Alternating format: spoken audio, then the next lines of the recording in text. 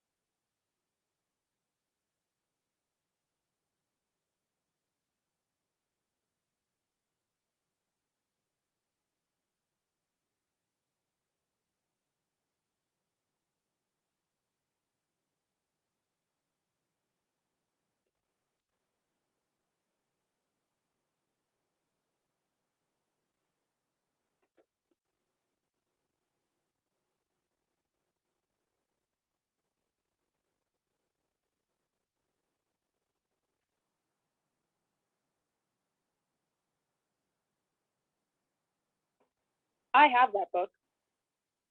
It's great.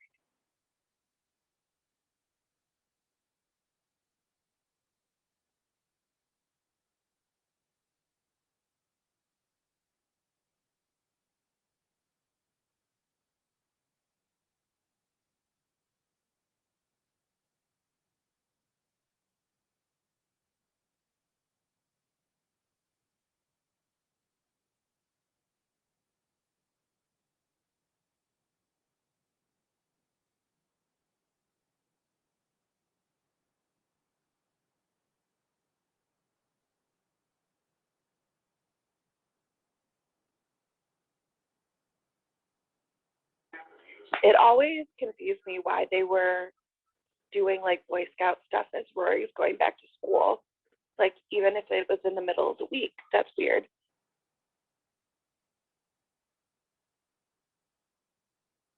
Boy Scouts don't do things except on the weekends. I don't know. I was never a Boy Scout. Well, they're getting ready to go to school, so it's very early for them to be doing some kind of event. Ah, got it. Right. That makes a lot of sense.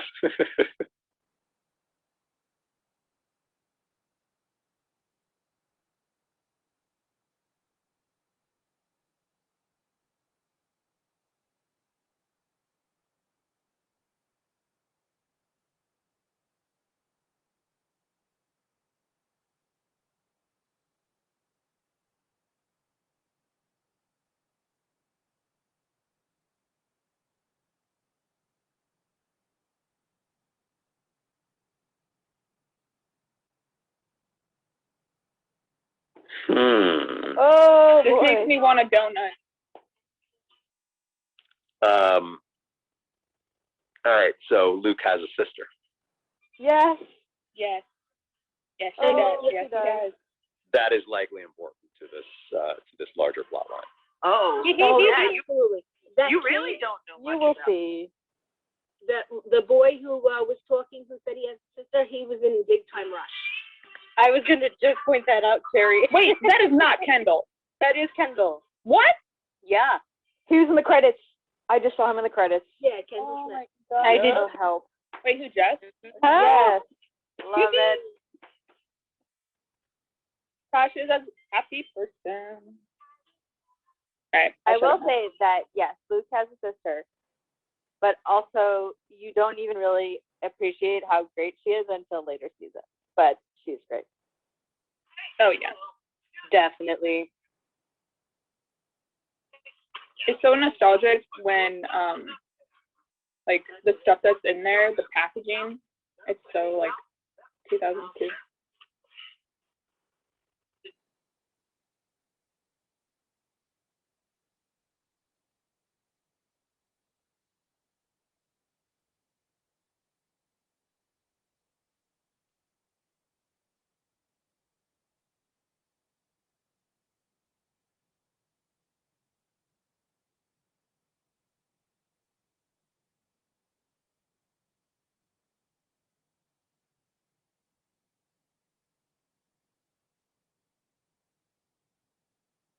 Ew, was Jess his nephew?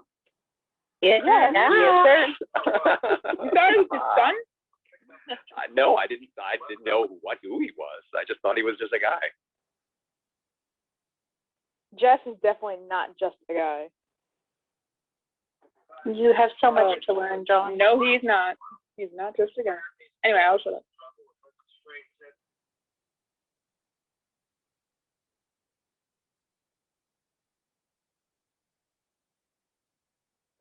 Let's just say there is a new bag boy in town.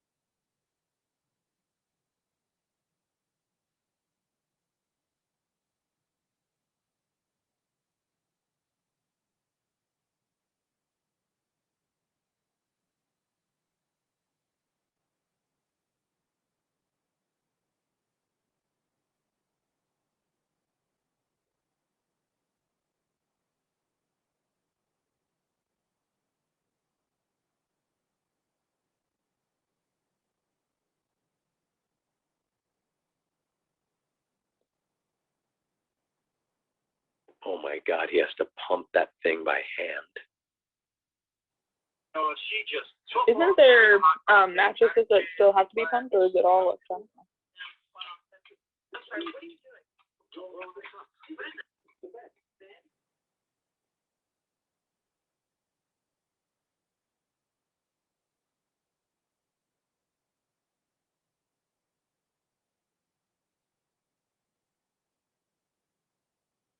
I love that line.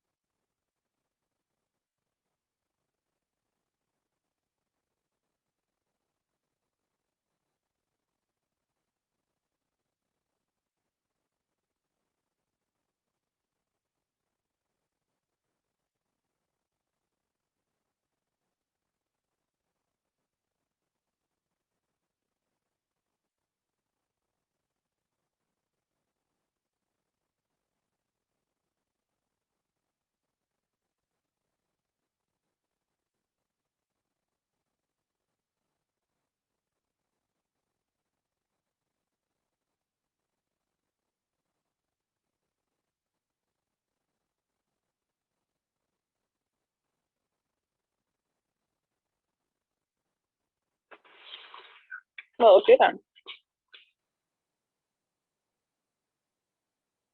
Oh my god.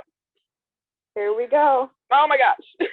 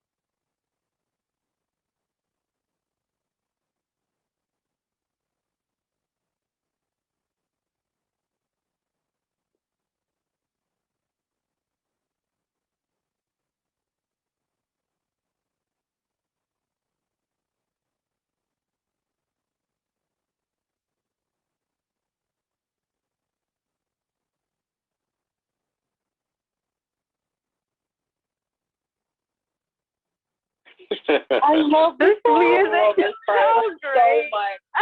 Especially that part.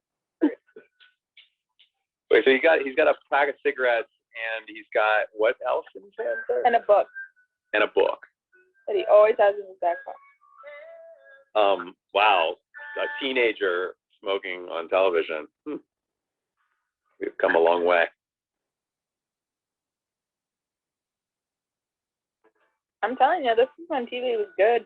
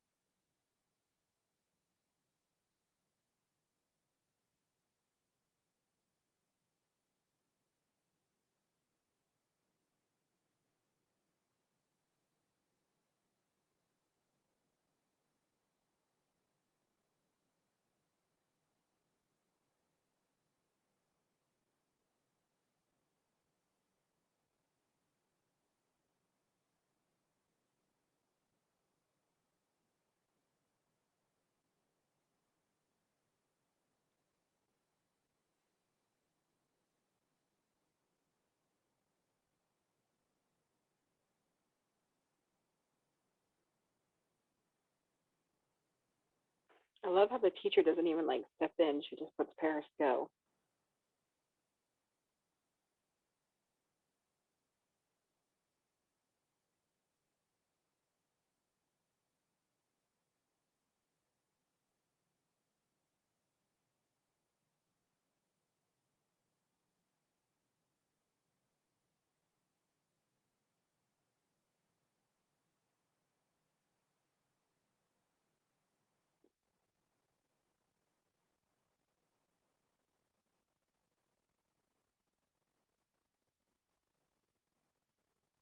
That was an awesome monologue.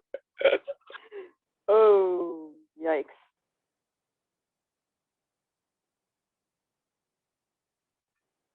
Diddly.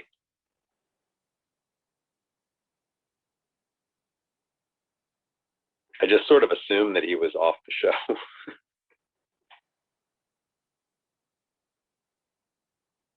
We always said he's her teacher. It'll get complicated.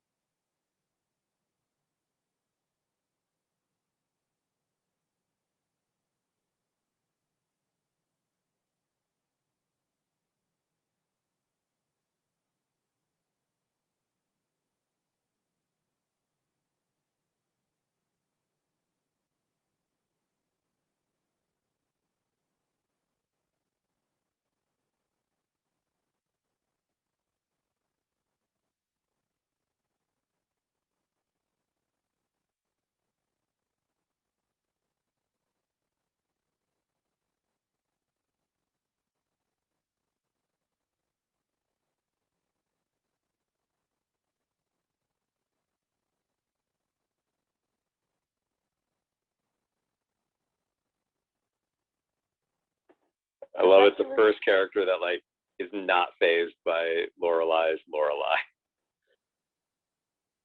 The fact that he was polite enough to stand there and listen, but not polite enough to talk, is kind of hilarious.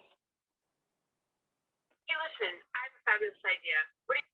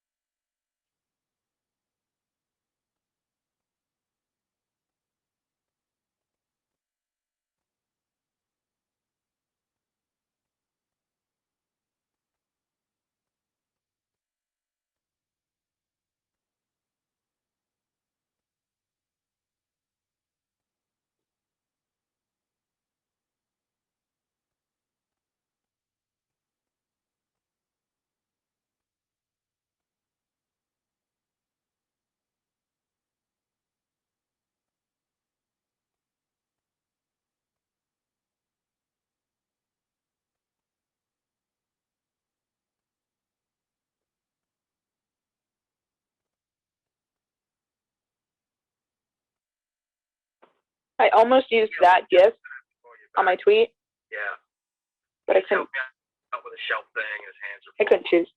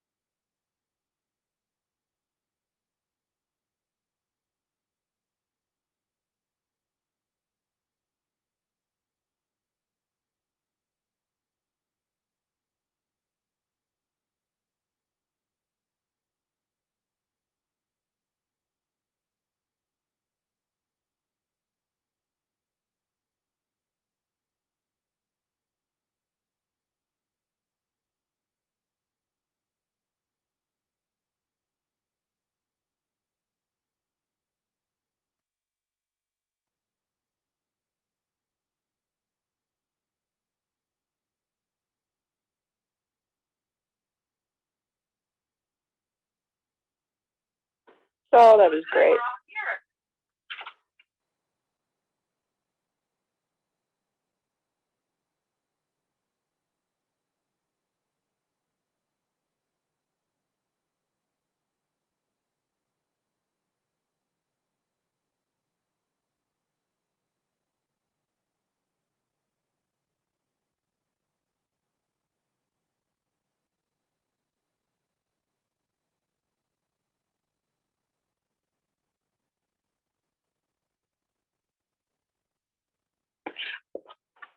That's Completely backfired in Paris's face.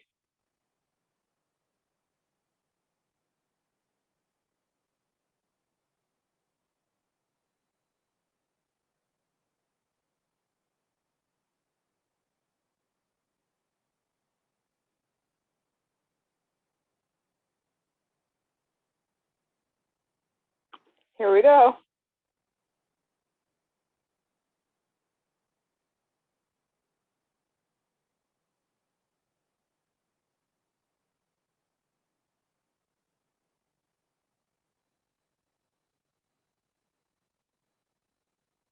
oh no. Drum roll.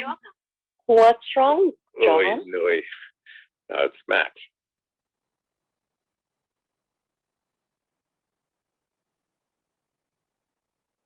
Oh, she's nasty. She's awful. Can I say a word? I've seen a little bit of a BR. Paris reminds me so much of Emily in the scene.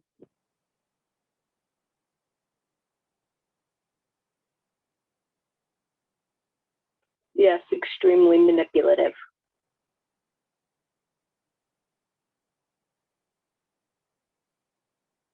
I mean, this is vindictive. That's just cruel.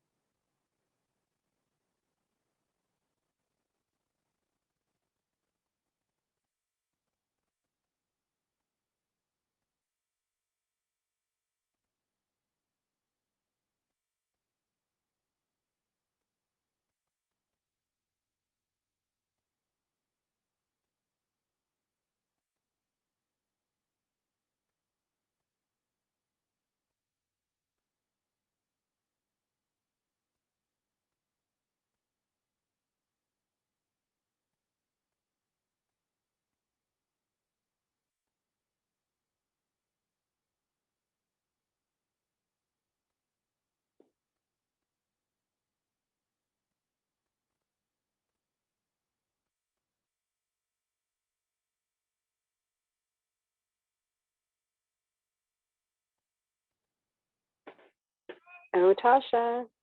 Ah, I'm Rory. I figured. Nice to meet you. I love this part. There's the laptop from Rory's 16th birthday party. That's the book I was talking about. I could loan you that if you want. It's great.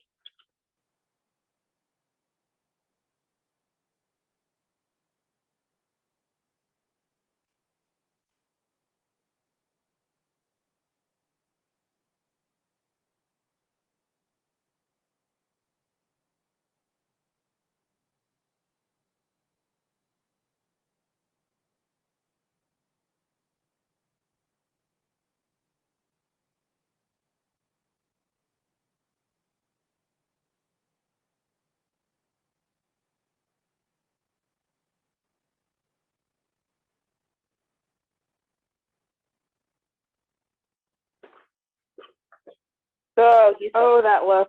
He's hooked. I've seen that look.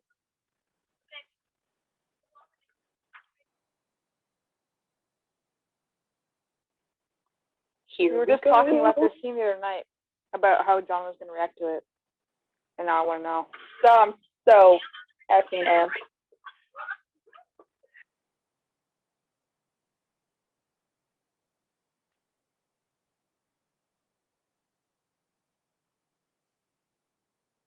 Well, that's my kind of plate.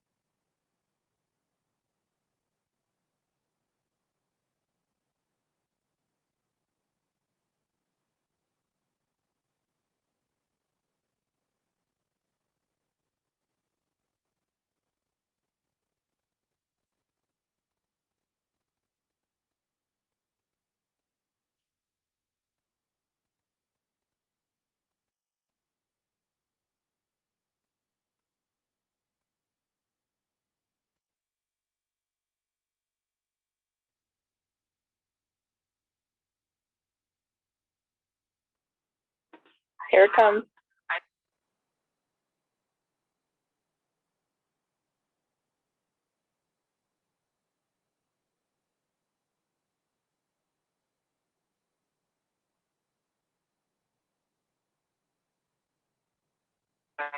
Oh my god.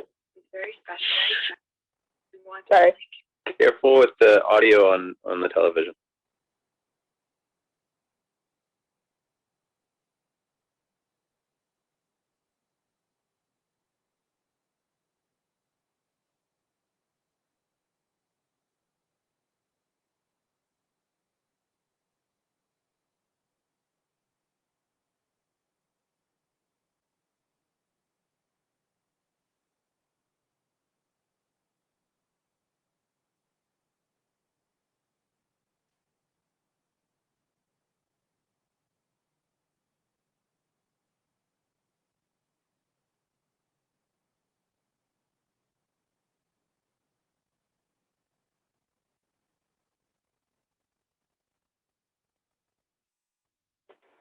That's an old reference, Dr. Laura. I hadn't heard that. I remember her. Man, very interesting.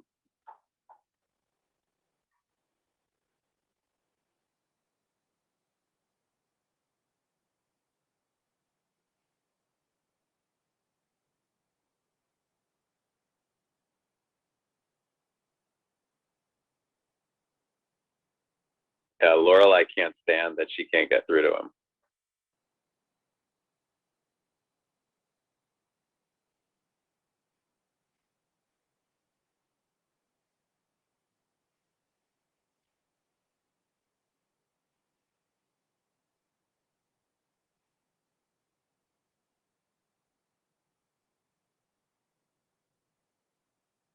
I think Lorelai's right here.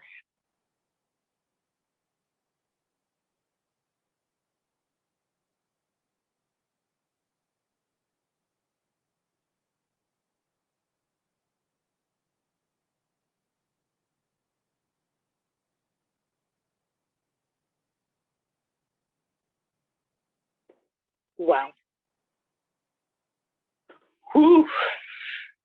This Lots episode's to good. discuss. That was amazing. This is a good episode. That was so good. Yep. Oh my god.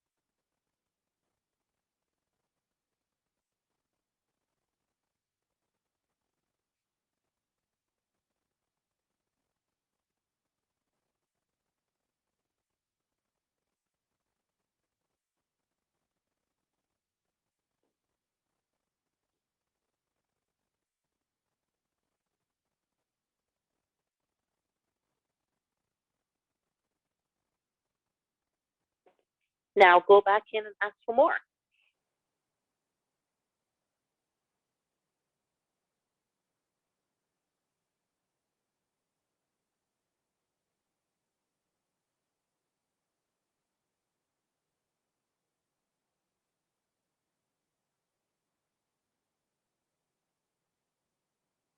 The purse falling off the shoulder is driving me crazy. Oh, here.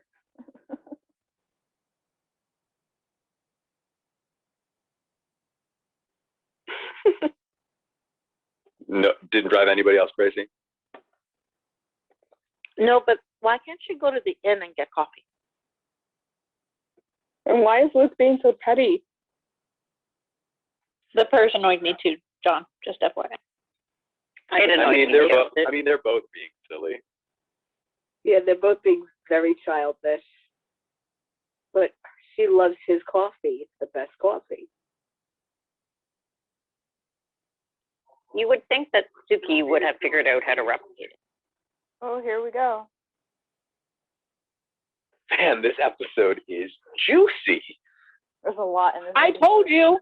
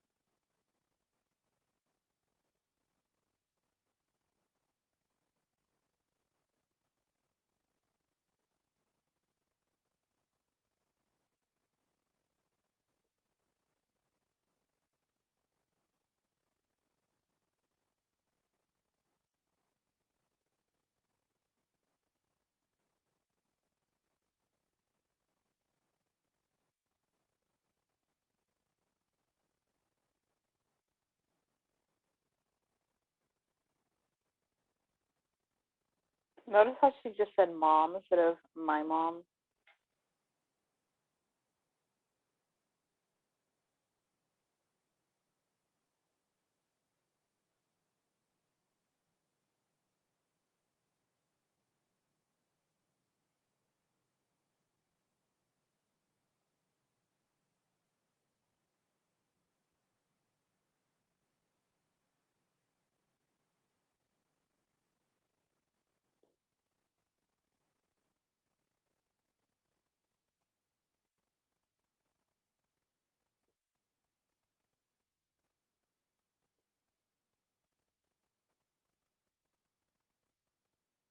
Oh, wow.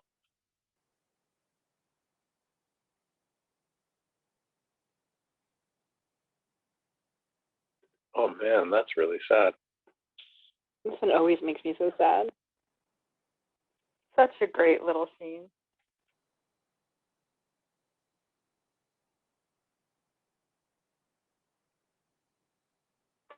Oh, yes, yes.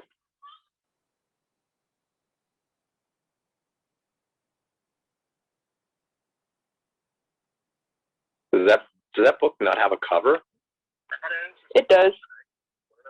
I think it's just rolled up. Yep.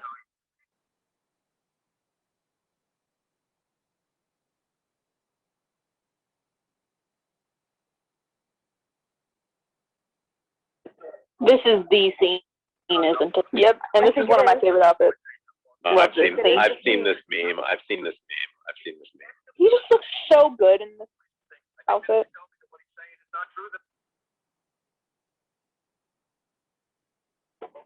I didn't remember him being this buff like this early in the series.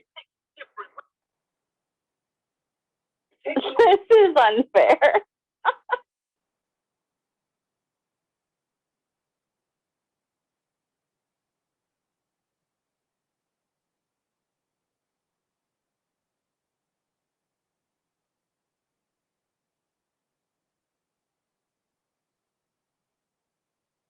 Bye-bye.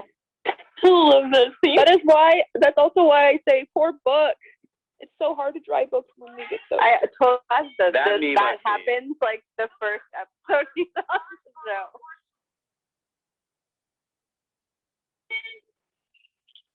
So he got extra money because he got wet. Yep. Yeah.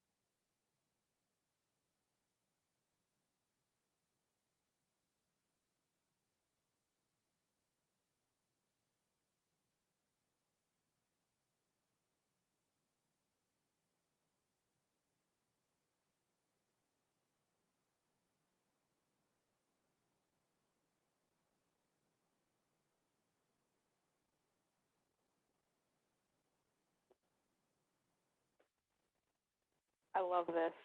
This is good.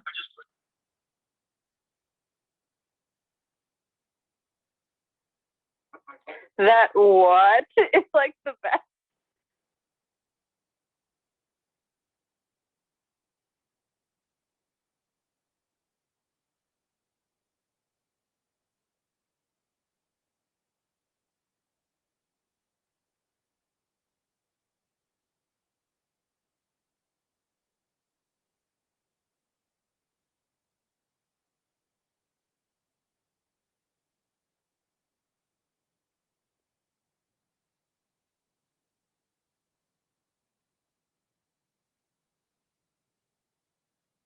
Scott is terrific in this. Jam hand. I was gonna say the same thing. I I love love that part.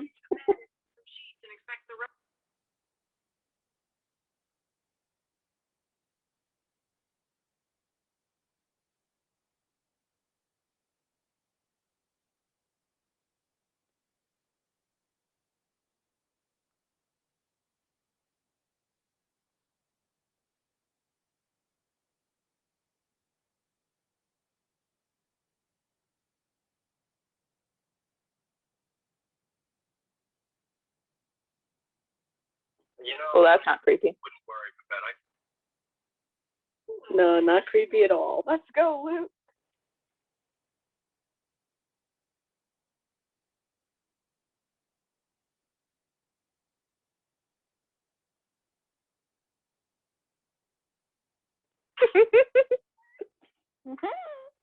Here we go.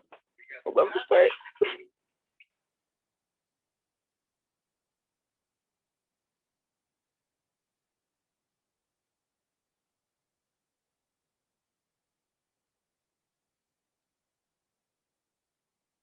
That was a hot take.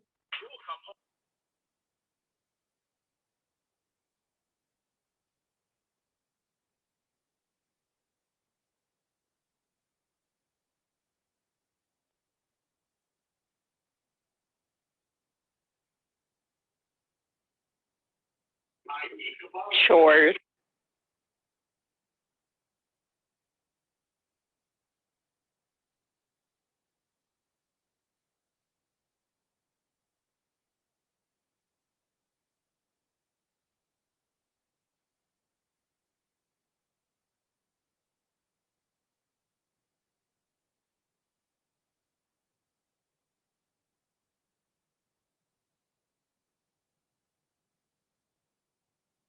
Yes.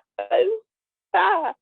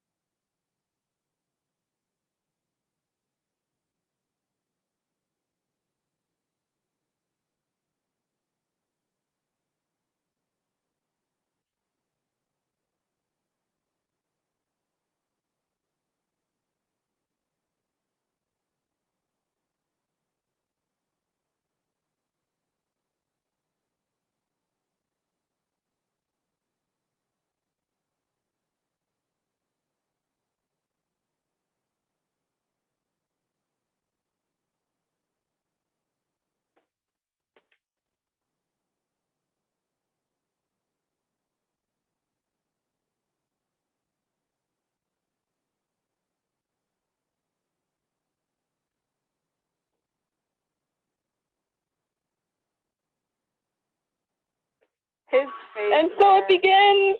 If someone This dude is wrote in my book, I would quit. That's sacrilege. You don't write in someone else's books. Oh yes, you do. Exactly. I think This Mary is so said it. good. All right, hold on, God. everybody. Hold on. 1 second. 1 second. 1 second. Let's hold off for a second. Let me open up the couch. I have a feeling we're gonna get some mess up here. Before we get started, I figured out what episode your sister's in. Really? Yeah, how did you do that? Before you I know too. I figured it out too. Virtual fan. Ah, damn. I figured it out too. Well, I knew that she was a dancer, and I know of a few dancing scenes, and so I figured it had to be one of those. That narrows it And down. I figured it out from there. You want to share the class? would you So like- she is Finn's date at the Pulp Friction episode, and she does the She's not Uma just Thurman. Uma Thurman. Yeah. Wow, that's pretty iconic. Am I right?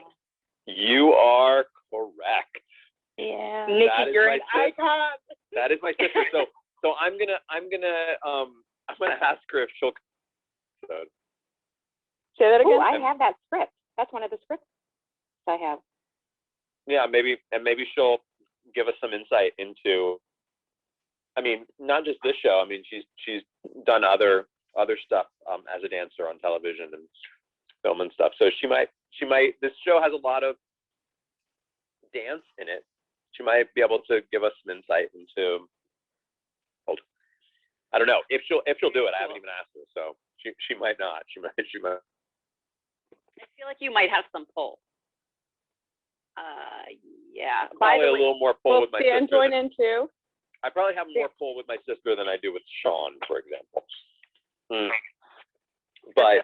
But we'll see. But nice work, nice detective work there.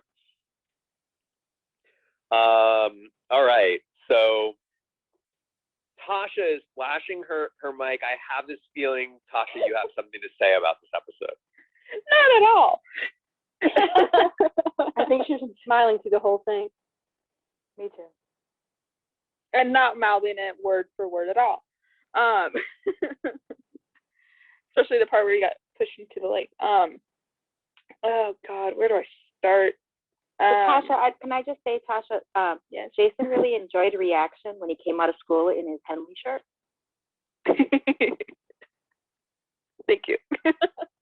Well, he looked good, and it was just fitted, and like you can tell that he worked. No, okay, we're going into a different part of my life.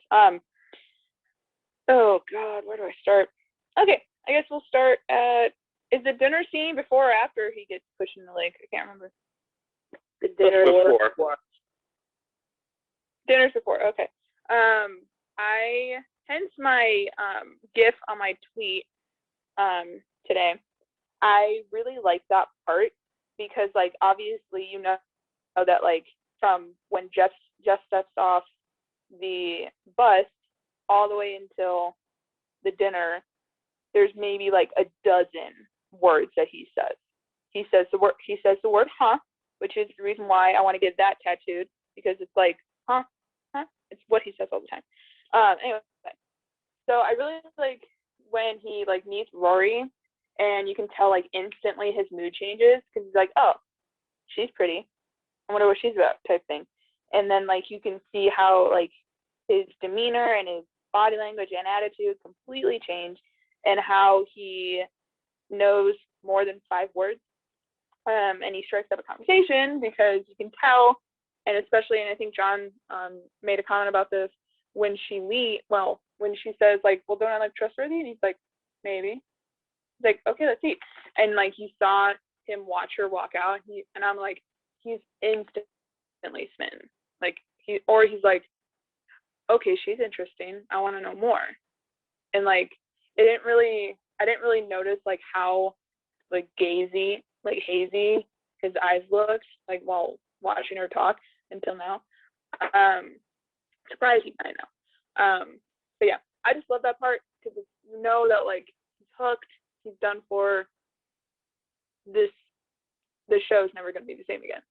So that's one of many points that I'll touch on, but I'll stop talking and let someone else talk.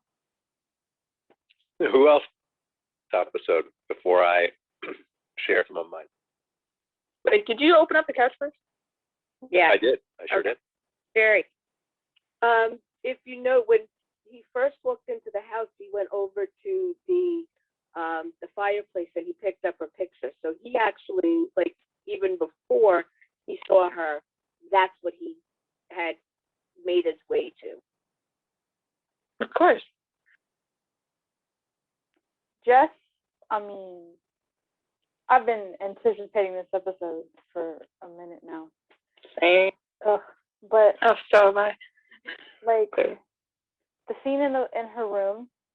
Well, one of the first things I thought of was like, Rory's definitely grown up a lot since season 1, because if you remember when Dean went in her room, she like ran out of her room and wouldn't go in there, and he's just like walking around. She's like, hey, what's up? He doesn't care at all.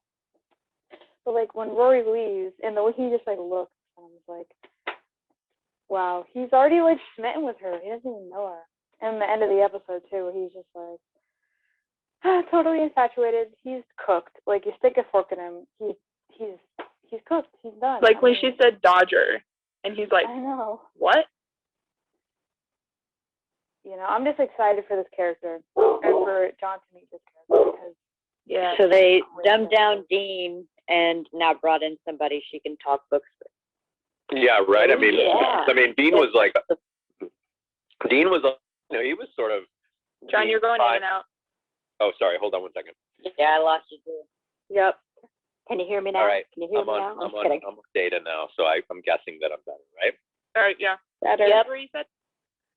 So, yeah, I mean, Dean last season was, he was being primed to be this. He was being primed to do, or to be that same kind of bookworm that knows all kinds of literary references that are on par with Rory, and in this season he's clearly been just very quickly turned into stalking her at the bus stop, wanting to go watch another movie. Yeah, isn't the it kind of, interesting like- how he's absent from this episode too? Like, Yeah, I was gonna he's ask. still like, he's still her boyfriend, but yet we don't see a single glimpse of Dean in this episode. For good reason. It actually feels, to be honest, like the writers are just not even really that excited about that character anymore. Well, it feels, no, but Emily and Richard aren't in this scene either. There's no Suki. There's no. Yeah, I know, but there's a huge lot difference. of people But missing. yes, but there's a big difference though. This is an episode that largely deals with Rory and a potential relationship, and that's her boyfriend. I mean, it makes sense that that doesn't make sense. It seems perfectly reasonable that Emily wouldn't be in an episode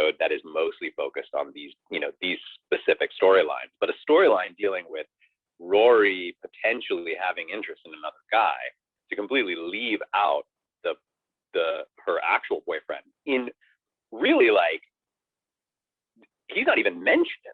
There's Like a reason for that that you'll Right. see. Wouldn't Do he you be guys invited think to dinner she's showing too? interest in him? Have you Oh, seen yeah, anything in totally. this episode that shows of her showing interest? I mean, she was Oh, nice to yeah. him. He's a guy in her house, and then she bumped into him on the street. But I don't feel like she showed any actual interest in him. Yeah, but I think that from a writing perspective, they first want you to start to develop a relationship with him the way she should. They're that character and all of his like, you know, rebel bad boy ways are designed to get you feeling like he is a potential love interest. And it's undeniable that at the very end, like when she's walking away and he says Oliver Twist, that like he got her, you know. I was on the fence about the character, if I have to be honest. Like up until that very last moment, I was actually thinking like, what is there to like about this character? You That's the always whole will point. be. That's the whole point. The comment that I really Amen. like. No, sorry, go ahead. No, all I said was amen to John's comment. Very true. Yeah. But the comment that I really liked, and I made a comment about this when the moment happened, was when he was like, I gotta take another crack on my closet. I hung my Tool t-shirt next to my Metallica t-shirt. They don't really get along. You think a different band combo would sell it more? Love it, love it, love it, love it, love it. There was a lot said in this episode. This episode almost feels like it's the fastest speaking one. Most dialogue so far, to me, in a way. I was in the final scene of Raya and the Last Dragon in a movie theater, and I turned on Clubhouse so I could make it on the couch for this episode, and I missed it. But I was man, on my I'm so phone the sorry. whole time. I actually loved the interactions with Luke and and Lorelai after the dinner party when after he pushed him into the water, Luke just couldn't handle it. He's just so overwhelmed, and he just couldn't deal. Luke and Jess are a lot alike, but also a lot like different at the same time. They don't know how to express anything, but Jess is like the more rebellious version of Luke, I would say. Yeah, I had said that I draw parallels between Dean and Max. It's Luke and Jess for me. Definitely. It's like the younger version of Luke. I like how he has, like, the quips are almost like Paris, so it's almost like a male version of Paris at some point. I have a question for the room. I'd like you all to do your absolute best to forget about where this character goes and just try and remember what it was like when you were first watching this episode. And I was 9. Oh, okay. Well, Let him finish. Okay, go ahead. did you like the character from this episode? Just from this episode, did you like that character before that little end moment where there's a kind of reversal twist, really, that like this guy isn't this the smoking rebel that we think. He's Not actually pretty at well done. all. Yes. Nope, No. not in the least. No, Yes. Not at all. The way he talked to Wait. Lorelai. Let's do this a little bit more organized. So, those of you who did not like him at all before that final moment, flash your mics. Those of you who are into him before that final moment, like from the moment he gets off that bus, flash your mics. Regina, Tasha. I didn't I expect anything. Okay, what about those of us who aren't into him even after that final moment? Oh, Yeah, Mary. What? Okay, Mary. Okay. I don't understand. all right, fair enough. Yourself. All right. I somebody can't was be the actually only gonna one. expand. Am I really the only one? No, Yeah. others flash their mics too. Well, I mean, I'm not going to say that I like love this character yet. He's just not. I don't really know him yet. But I will say that he's extremely unsavory before that last moment. That last moment is a bit charming. That he just kind of knows that bit of information. There's just there's something about the fact that he isn't what you expect him to be, that had me think twice about the feelings that I had for him beforehand. But remember, I haven't seen this, so I don't know. I don't have any more feelings. My feelings may change. I may love the character, or I may continue to dislike him, as you do, Mary. But Also, you're a guy. yeah, I was gonna say, I think that like the fact that I'm a guy, there's something that I probably am never going to really latch onto for the character. But I mean, I thought that most of the episode, he's just like a real pain in the ass. What I love about Really? I'll explain later. He's a jerk. He's not a great character to start in the beginning. I really, I think I felt it more this time, but for me, he seems like who Lorelai probably was at 16, just kind of terrible to the adults around her, really sullen, knows better than everybody, and eventually just takes off. And that's why I like him, because I think he's Lorelai. That's actually That's actually That's interesting. There's a fan theory that Jess is the male version of Lorelai, and there's this whole discourse going around about it, and it's really interesting if you really think about it. And Rory's the girl version of Chris, with a little more substance. Interesting. Lorelai That's an interesting theory. Lorelai even told Jeff on the back porch that she knew what he was like because she did all that stuff first. She maybe not did the thieving and stuff, but she kind of related to her. Totally, but I also think, like, if you think, because we didn't get to see it, but if you think about who Lorelai must have been as a new mom, teenager, and really mad at the world, like, she might have been as rude and horrible as he was to every adult in the room, like in the adult in all the rooms that she was in, like as to the adults in all the rooms that she was in, and like needed a change of scenery to like not, and new people to not be that terrible anymore. I can't picture her being that rude to like, Mia, the inn owner, or I don't know, just people that probably meant well. I could see her being rude to like her parents' friends, but I don't know if she would have been rude to someone like her, Lorelai. I don't know. That's what I mean though. Until like she found Mia. So like probably before she had met Mia and she was like in that like space where, she said she didn't have air like in her parents' house, she probably lashed out like that. But it wasn't until like Mia took her in and she got like away from that she probably mellowed out. That's the way I see it. Yeah, that's what I was thinking Tasha. too. Like, yeah, she was probably like really rude to her family. Thank you.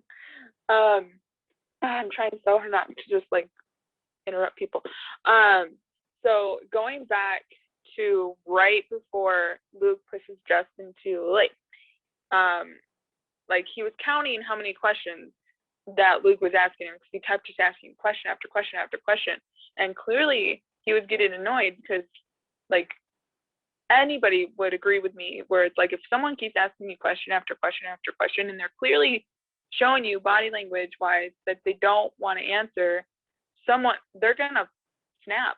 And so I understand perfectly, and it's not just because I'm a Jess fan or I love Milo or anything like that. It had to do with the fact that like he got annoyed, and so he finally like spoke up and he was like, look, what exactly do you want from me? Like you pull me out here in this crazy town, and didn't say crazy town, but he thought it.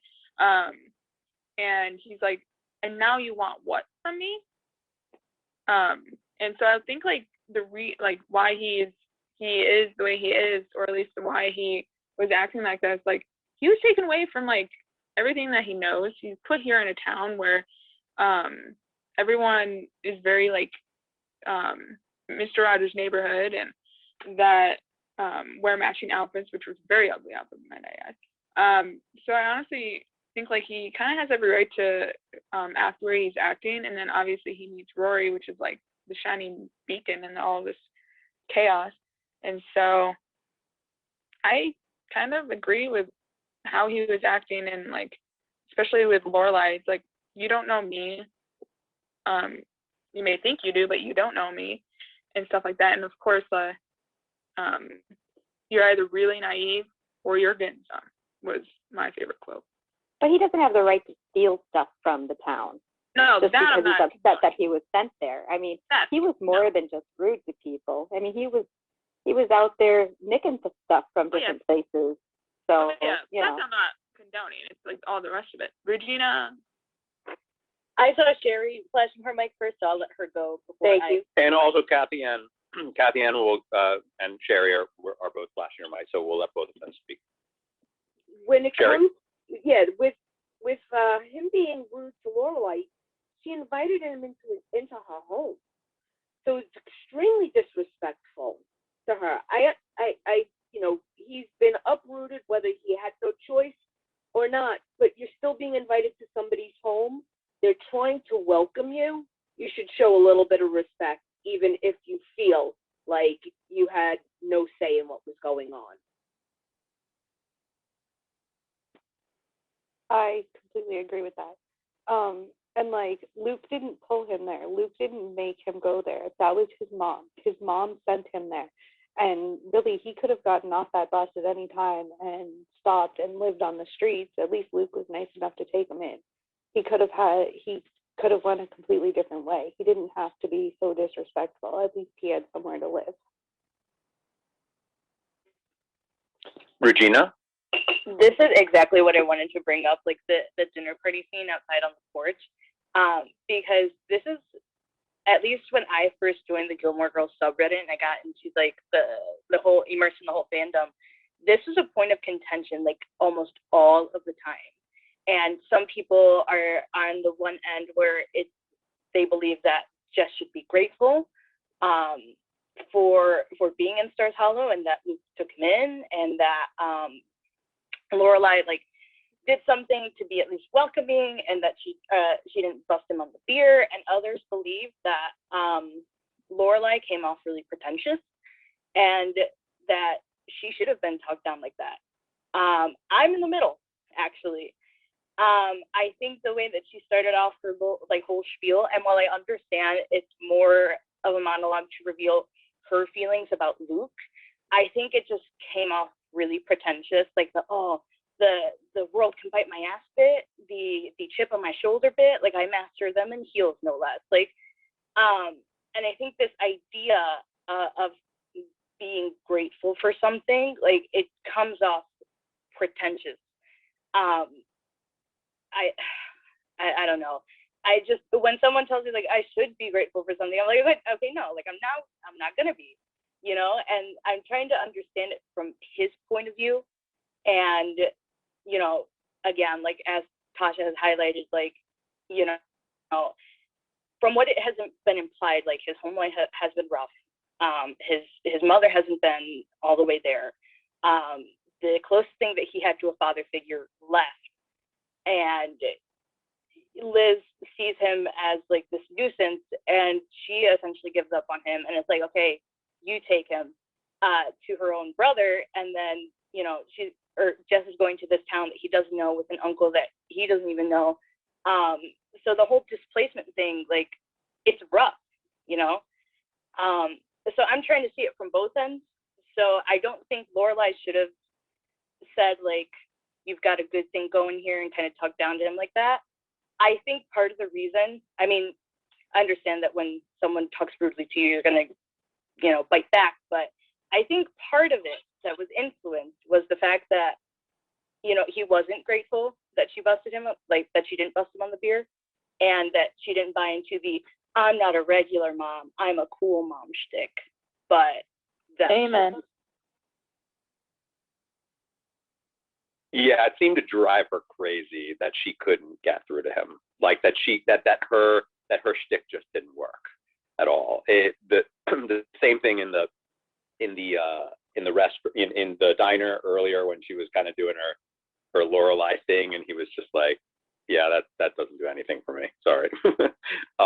The one person she can get through, and it's driving her Yeah, crazy. I mean, it was cool. And then she comes in and she's like, that guy has way worse problems than you ever thought. Like, you know, it's just like, you could just see how much that drove her crazy, that she couldn't be the cool mom that like totally gets you. I've been there, you know, talk him down, which I thought was really interesting.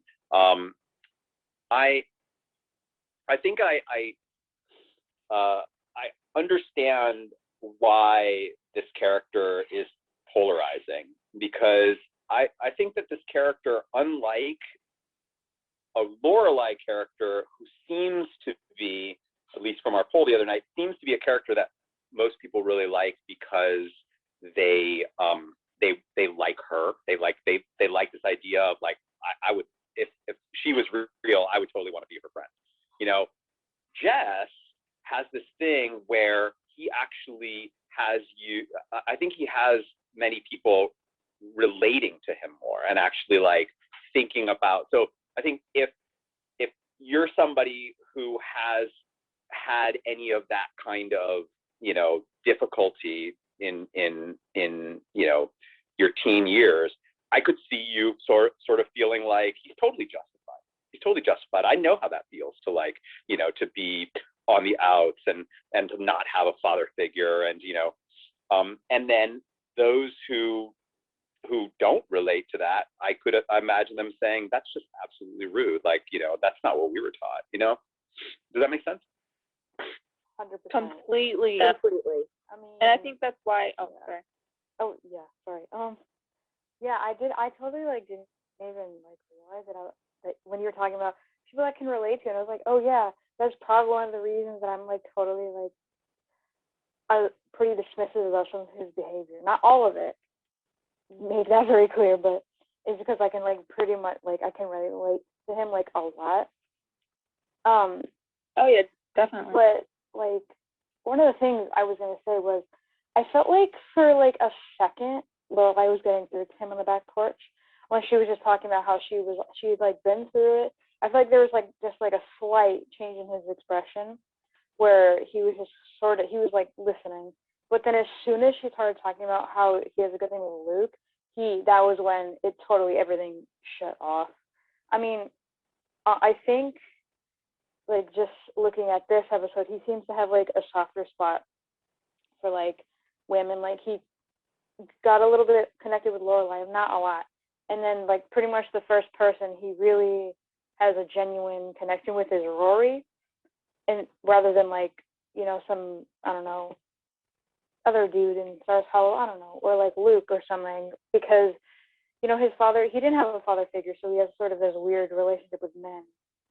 And so I think that was like interesting to like watch him go from I'm kind of listening to you to I'm absolutely not going to hear anything you have to say about this man because I don't trust him at all right now. I wanted to add one last point before I let Tasha speak, because I know like she's very excited. In my little spiel, I know that like Lorelai, you know, she wants to do the right thing, and she's doing this as like a courtesy or something along those lines. But it's good intentions after all. But I think like she's also a little in over her head, because, you know, she says, oh, like I know teenagers, like I have one myself. But I think the only teenagers that she had ever dealt with were Lane and Rory, and as we have seen, like Rory especially, like she's a low maintenance kid, like always has been. She was always like a follower of the rules, like she never got into any trouble, like the whole town loves her. And Lane was the same. I mean, not the same, but like she was great, you know, she's a great influence to have around Rory. And so they're great kids, but I don't think she ever had to deal with like a Jess, you know. And so I think that's where her frustrations also came in, and where she said like, oh, that kid is cracked, like that kid is messed up, he has more problems than you realize, to Luke when she came back again after the whole scene on the porch. Oh yeah, like when John was like, there's some people that can relate to Jess and things like that because like of his upbringing and stuff like that. Because like I won't go too far or really at all. Like there's many reasons why I relate to Jess, and it's not just like surface level. I think he's so very attractive, and personality wise, it's more like excuse me. My father left when I was 7, so I spent the last 21 years without my father, and so I had to find like father figures with like my friends' dads or teachers or things like that. And so I totally understand where he's coming from, because I moved so often in my life, so I understand the displacement. I understand the way he acted throughout this episode, minus the thievery. I've never stolen anything in my life, because like when someone's that broody and all of that, like just because like Lorelai came from like a background where she felt like she had no place in this world or something like that, doesn't mean that like she knows it all. And I kind of hated that scene on the porch where she was like, I mastered them all in heels. Yeah, it's like, yeah, but girl, you had 2 parents who never gave up on you and put you like in the best schools and like did all this stuff for you. Jess didn't have a father growing up. His mother's a basket case, and he was put in a town where he knows no one, and the only person that he attached himself to right off the bat was Rory, because it's the first person that didn't try to like boss him around or didn't like say you have like a good thing going and things like that. Like that's why he gravitated towards Rory so much, is because like he felt like he could be, I mean, I know a lot more obviously, but just from the first episode with him in it, you can tell that like he's letting his guard down just a little bit, just because Rory's the first person that's not grilling him and not being annoying towards him. He's being a little bit himself with her right off the bat, because he can kind of feel like, oh, I can trust her. She's not talking down my neck and not like trying to say like be grateful and stuff like that. And so I know Chris was flashing her mic, but I wanted to quickly echo Tasha's sentiments. And I wanted to like preface that by saying like us thinking that is not in any way like minimizing like Lorelai's like own childhood traumas and stuff. But from what we know, I mean, I don't think Jess knows at that point in time about her privileged background. And I don't think Lorelai knows anything about like his upbringing and stuff, other than just like Liz just shipped him off to Stars Hollow.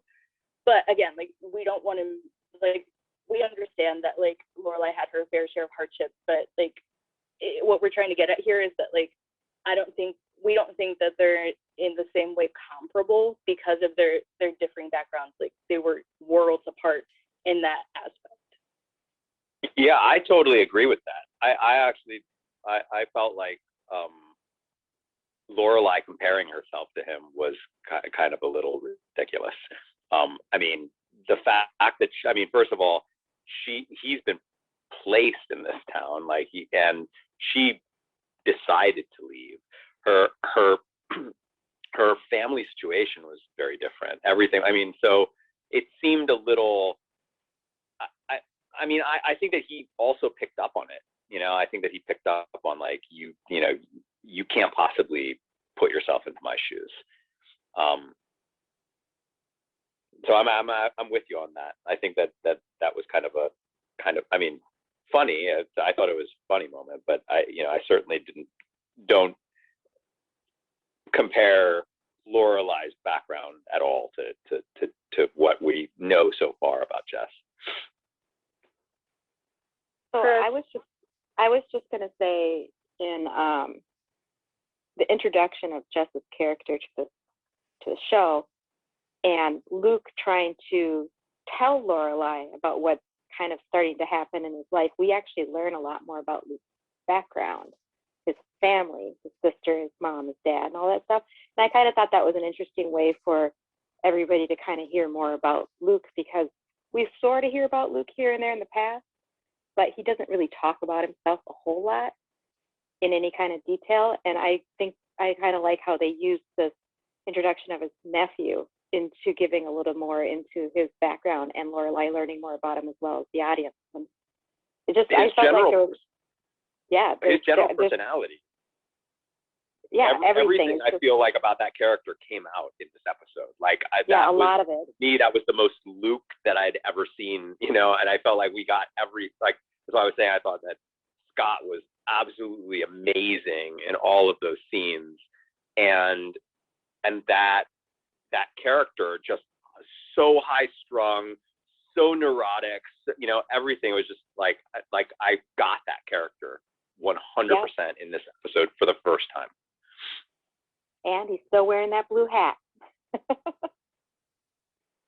No, I just wanted to say, that's one of the things I really like about this episode. It's not only introducing a new character into the show in somewhat of a dramatic fashion, but it's actually giving us more insight to a character that's been around since episode 1. And I actually really like that a lot. Hey, Tiffany, you had something that you wanted to say? Yeah, I just wanted to say that I felt so bad for Rory having to like deal with 2 of these men in her mother's life that her mother was having issues with, like Max and the fight with Luke, and like she was kind of being like the in between. And so I'm like, poor Rory had to deal with it in one episode, 2 different issues.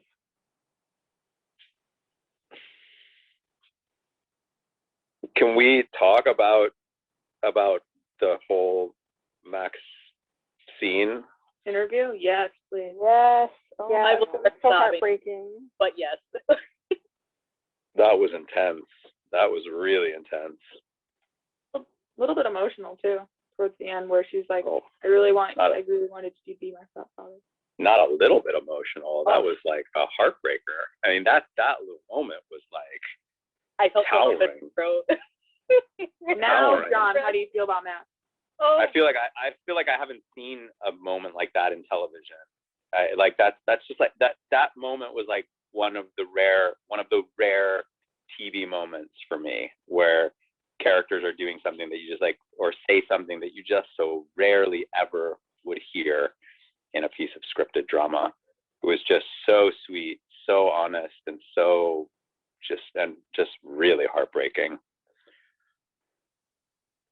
It feels like that was a one take scene,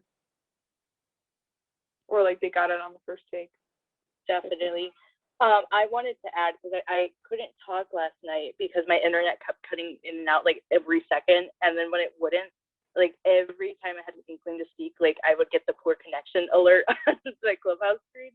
So in yesterday's episode when we were talking about Max and stuff, I think the reason why Rory like wanted to know like why Lorelai wouldn't want to marry him, I think was because I think she was finally going to get like a father figure that was present in her life finally, because as we have known with like Christopher, like he has been like sporadic, like he just goes where the wind blows, and like, you know, he doesn't keep that much contact, and even then, like when he says he will, he kind of flakes out, so like he's not the most dependent of people.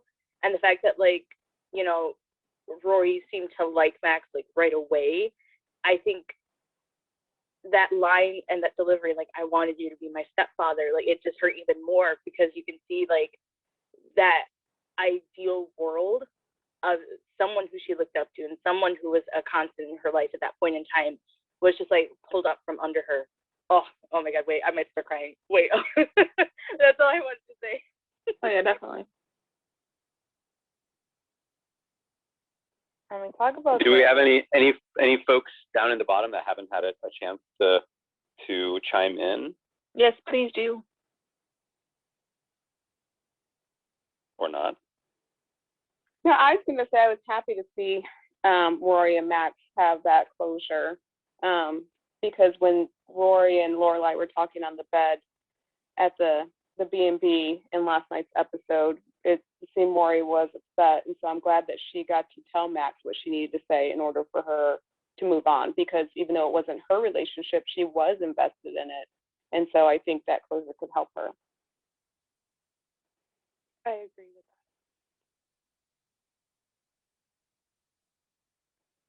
And it's also a good closure for the viewer too, right? Because I think we would all be confused if like we just never saw Max again. Like it would seem kind of callous and hard. But I feel like because like Rory does the work for the viewer, it like feels a little better. It's like we got closure.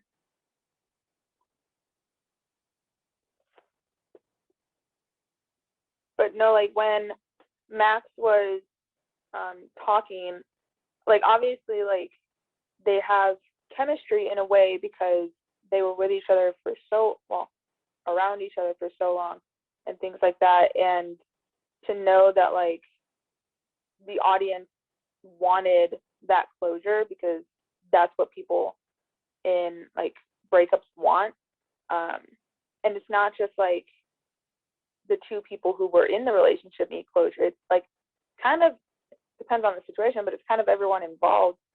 So like Rory and Max needed that closure because she obviously sees him every day, and so she needs a way to like get through this, and so that she needed that closure with the interview. But also, like Dan said, like the viewer also needs closure because who knows if we're going to see him again. It just really made me want to know what Lorelai said to him because he doesn't seem bitter or angry. And so for someone who was left the weekend before his wedding, she somehow found a way to help him move on or say something. Like she seemed more uncomfortable about all of it than he did. Remember when he said like, I don't have any regrets on things? So I think that's the reason why he didn't seem too upset. He seems like somebody, like, or at least now, you know, I have such a different perspective on the character after these last few episodes. He seems like somebody who, once he saw the writing on the wall, he was able to accept it. She may have been blubbering, crying. She might have said, you know, something very, very tactful. And I mean, it doesn't matter. I think that he was hurt, but he strikes me as somebody who was like, okay, well, I mean, there's no sense in me, you know, trying to, you know, like I have to move on. I sensed that he was very hurt, and I could feel his pain in that scene with Rory today. But he seems like somebody who's like, I can't make my life about misery and pain, so I have to move on.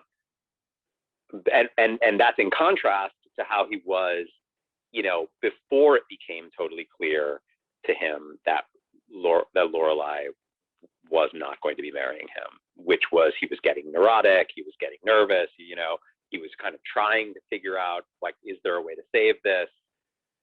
But I think that once he realized that it was over, I think he just accepted it.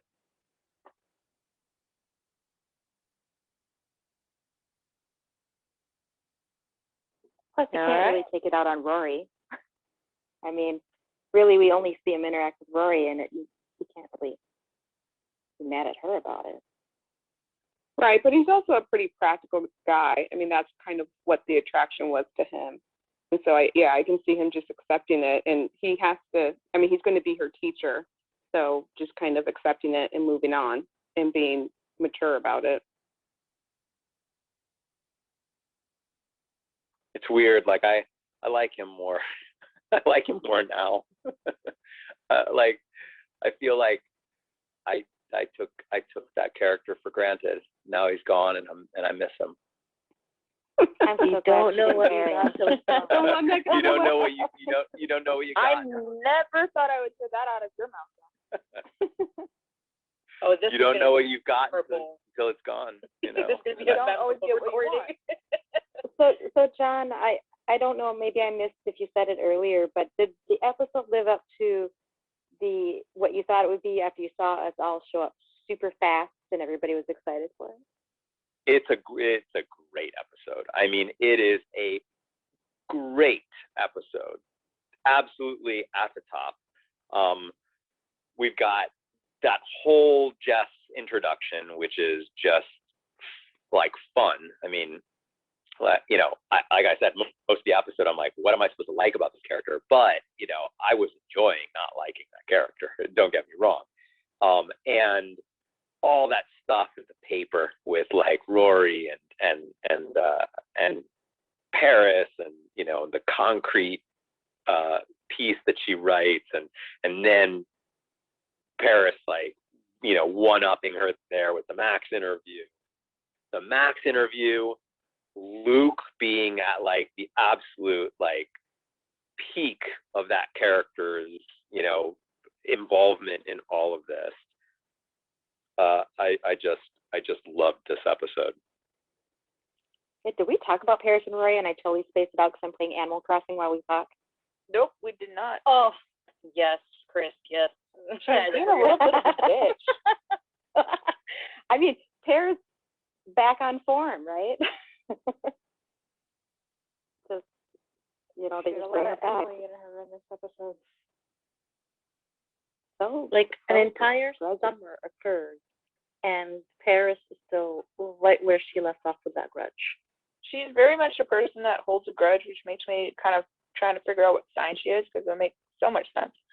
But, oh yeah, like, okay, my thing about Paris is that, like, I would hate her if I met her in the beginning, but I feel like Paris is, like, someone that could, like, grow on you very quickly, because she has a way with words. She's very, like, not a manipulator, really, at least in my idea, but very much a person that, like, is a persuader or smooth talker in a way that, like, you end up becoming friends when you're like, wait, how are we friends? But okay, like, I love her and I hate her. I loved her in this episode mainly because her quick wit and things like that. But pardon my language, she's a little bit bitchy, but I mean, that's what I love about it. So I love her. I'm realizing that I did not record this episode. Oh my god. Oh wow, John. I thought I hit record, but in fact, like, I have to hit it twice sometimes in order for it to actually go. And I realized that this was one of those times that I didn't hit it twice. And then on top of it, I usually have my Instagram Live feed in order to back up. And my Instagram Live feed has basically, like, because of my internet, has basically gone out. So I don't know if it's still recording me, but. Mary, please, you recorded this, please. But then I saw Mary. Everything is recording. I just went down to check on it. Everything's recording. Mary. This is an episode like that you need something. Mary, you have it? Yes, I do, but that's why Mary? I keep jumping in and out, because I keep going down to make sure it's working. yeah, she saved the day. Woo! Mary gets the prize today, John. So Mary, you got it.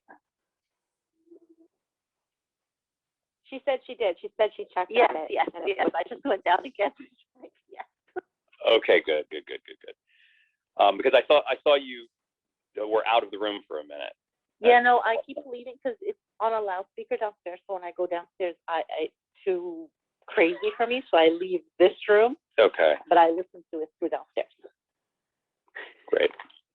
I have great. two feeds running at the same time. So. Well, I'm gonna jump off now, but let me actually make everybody moderators so that you all can continue the conversation without me. But this was great. This is exciting. We've got a new major dynamic in the show that is sure to change the course of the series forever. Bring some drama. I mean, you guys all know that I was in a scene that I remember obviously shooting that scene, and it involves some high testosterone going on. Exactly. So I'm spoiled a bit without spoiling any folks that are out there on the beanbags for the kind of high drama that we're in store for. But this is great, as always. I'll be back tomorrow. I don't know how many of you are going to stick around now, but I'll be back tomorrow at 7. We'll keep going. Thank you again, everyone, for watching this with me. And of course. And have a great rest of your night. Hey, John. Yeah. Hi, John. Just before you hop off, I had this really quick. Since we're gonna be taking a hiatus, I had this idea that at some point we should try and find where we can watch the unaired pilot during the Ooh. hiatus. That's not a I bad have the idea. on-air pilot. I've never seen Because the I've on-air never actually pilot. I seen love. It's on YouTube. I'll That's DM I've seen not a bits and bad I've seen bits and idea. pieces. All right, let me work on that, Lily. I'll figure out how we'll weave that in, but that's a good idea. I don't know if you saw though, we're going to be doing a happy hour on Friday. Yeah, no, I saw that. Yeah, Like, so maybe we'll like do it. a week, I figure. Yeah, maybe we'll do it sometime earlier in the week. But that's a great idea. I love that. Yeah, because Wait, is the happy hour on Remarcus? Say again? Is the happy hour on Remarcus? I still haven't seen it yet. Yeah, it's on Remarcus. It's on the very bottom of the schedule. Yeah, it says you have to Okay. scroll all the way to the bottom. All right. It's on I'll the look. 28th, right? It is on Friday the 28th. Tasha, if you're not seeing it, maybe your app isn't refreshing. So just like close the app out completely. You know how when you like double tap on your home and or if you have a new phone, like you swipe up and then you like kind of click the I don't application. I think it's to close. that. I just haven't actually looked at it. So that's Oh, why. okay. Well, it's there. It's there. It's at the very bottom of the thing. It's just a little thing that says Gilmore Happy Hour, and there's a description in there that explains like what we're going to be doing and whatnot. We get 3 I've heard episodes happy on a hour and Sunday. drinking. We are going to do 3 episodes that previous Sunday because May is so spotty for me with like my second vaccine, and then Babsy and I are going for a little 3-day retreat in the mountains, and so because I'm missing so many in the middle, I decided that I would like make that weekend like a big Gilmore weekend, and 6 then episodes. yeah, and then it ends. Then it actually ends the season really nicely there, so that our next week is our hiatus week, which I like. We can certainly plan other events during that week. That hiatus is really its only purpose is to kind of give us this anticipation of like, oh my gosh, when's the next season gonna drop, kind of thing. Yeah. All right. I'm for it. It's gonna drive I me wanted to crazy. really quick. If you have access to the on-air pilot, because I have a link of it saved, so I could send it to you if you don't. Send it to me. Send it to me Okay, over cool. Messenger. Cool. All right. Bye, everyone.